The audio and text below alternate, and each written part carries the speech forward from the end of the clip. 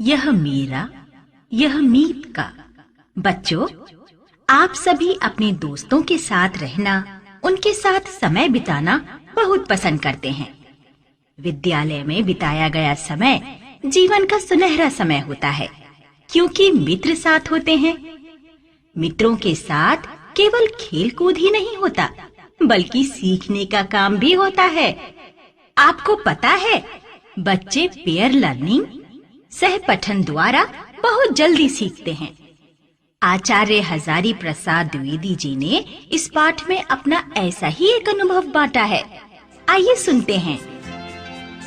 हमारे शिक्षक उन शिक्षकों में से थे जिन्हें हार्ड टास्क मास्टर कहा जाता है। उनके डर से हम लोग रोज का पाठ रोज तैयार कर लेते थे। फिर भी 2-3 बालक ऐसे थे जो ना कुछ याद कर पाते थे, ना बताई हुई विद्या को स्मरण रख पाते थे।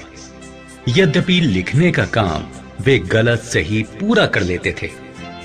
अध्यापक ने उनके लिए एक युक्ति निकाली, और वह भी एक कहानी, जिसे मैं अब तक भूल नहीं पाया और ना ही कभी भूल ही पाऊंगा। किसी गांव में 2 बालकों में गहरी मित्रता थी।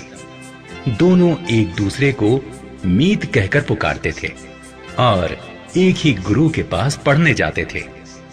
उन दोनों की मित्रता देखकर लोग हैरान थे। एक दरिद्र पिता का पुत्र था। न खाने के लिए पर्याप्त अन्न था, न पहनने के लिए कपड़े। किताब, कॉपी आदि की चर्चा तो दूर की बात थी।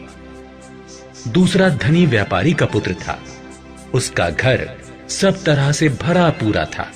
साथ ही उसके पास अपने मीत के लिए एक दिल भी था।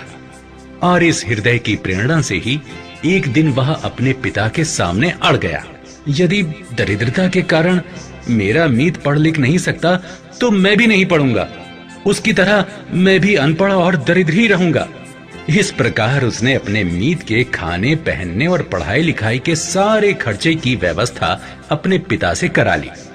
कुछ वर्षों तक पढ़ लिख कर दूसरा बालक व्यवसाय में अपने पिता का हाथ बटाने लगा, लेकिन अपने मीत को वे सारे खर्च दिलाता रहा, जिससे वह निरंतर प्रगति करता गया।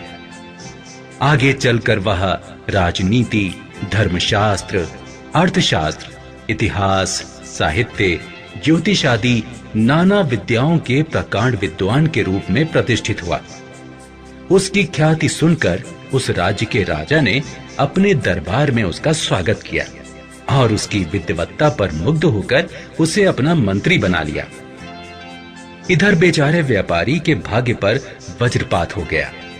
अकस्मात एक रात डाकुओं ने उसकी सारी संपत्ति लूट ली और जान बचाने के लिए जब उसके परिवार के लोग घर से बाहर निकल आए, तब डाकुओं ने उसका घर भी फूंक दिया। इसी शोक में उसके पिता स्वर्ग सिधार गए। बेचारा दाने दाने का मोहताज हो गया। परिवार के भरण पोषण के लिए उसके सामने भीख मांगने के सिवा कोई रास्ता नहीं रह गया। एक दिन राजधानी के मार्ग पर अपने पुराने मीत को फटे हाल भिक्षुक के रूप में देख मंत्री को बहुत दुख हुआ। वह उसे घर ले गया। मीत के परिवार को भी बुलवा भेजा। कुछ दिन खिलाया पिलाया। एक दिन व्यापारी मित्र बोला, इस तरह हम कब तक तुम्हारे मेहमान बने रहेंगे? मुझे कुछ धन उधार दे दो, मैं फिर से व्यापार शुरू करूंगा। राज्य का मंत्री होते हुए भी उसके मीत ने अधिक धन एकत्र नहीं किया था, जिससे वह अपने मीत की तत्काल सहायता कर सके। काफी देर तक सोचते रहने के बाद मंत्री ने व्यापारी से कहा, विपत्ति में घबराते नहीं मीत। मेरे महाराज प्रत्येक पूर्णिमा के दिन याचकों को दान देते हैं। जो याचक सबसे पहले सामने आता है, राजा उसे 100 मुद्राएं देते हैं। आज से तीसरे दिन ही अगली पूर्णिमा है।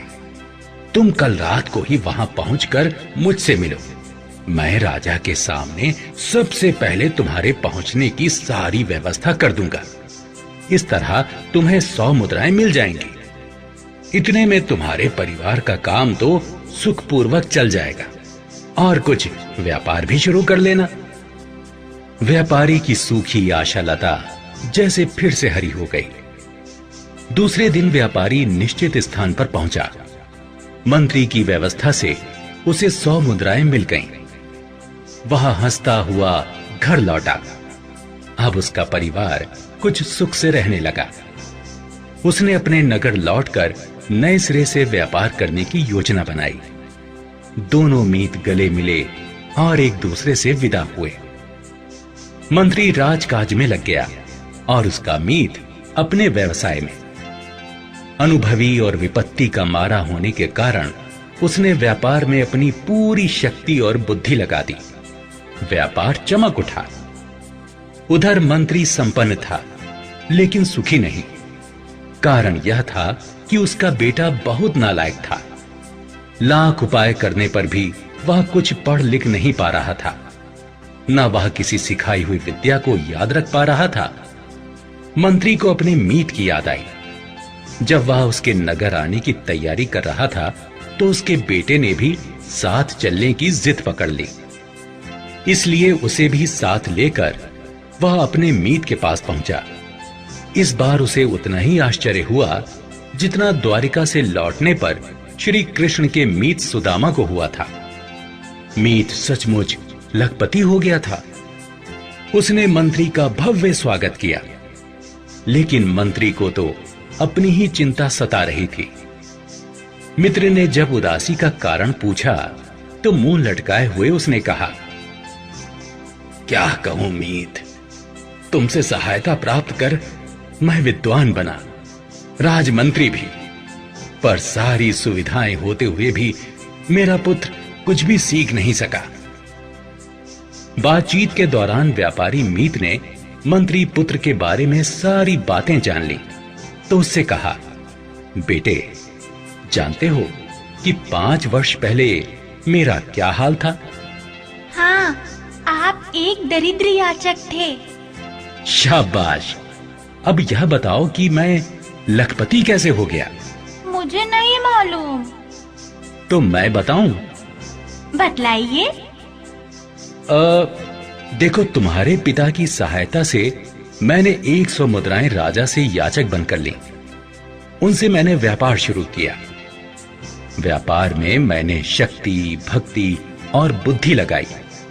लाभ होने लगा। हर बार मैं लाभ के 2 भाग कर देता और कहता, यह मेरा है, यह मेरे मीत का। मैं दोनों भागों को अलग अलग व्यापार में लगाता। इस तरह लाभ बढ़ता गया, व्यापार बढ़ाता गया। क्या समझा तुमने? मैं बनिए ने प्यार से उसे चूमते हुए कहा,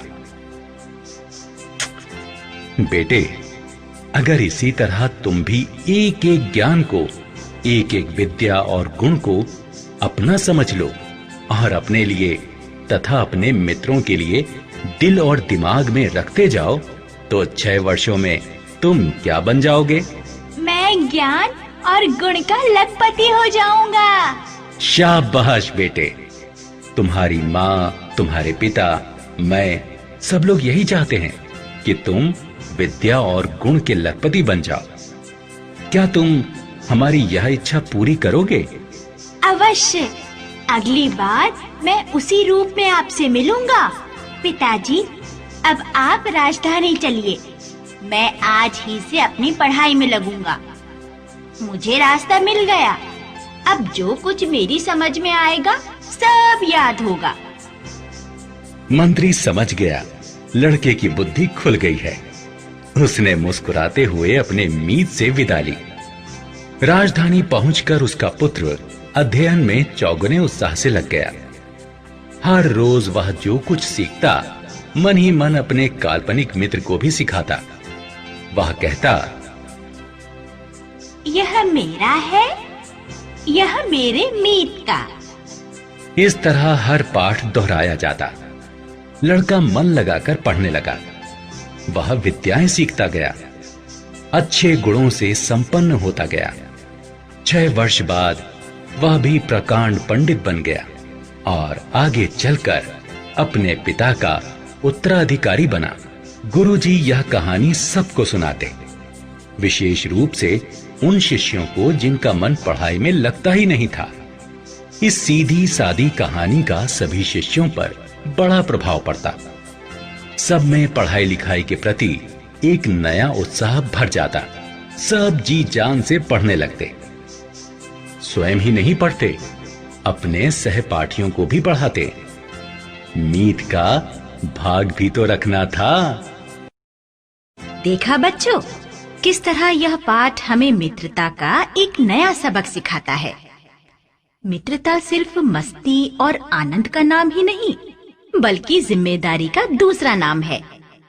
हमें मित्र के प्रति सहयोग और सरोकार की भावना रखनी चाहिए, उसे आगे बढ़ने में मदद करनी चाहिए।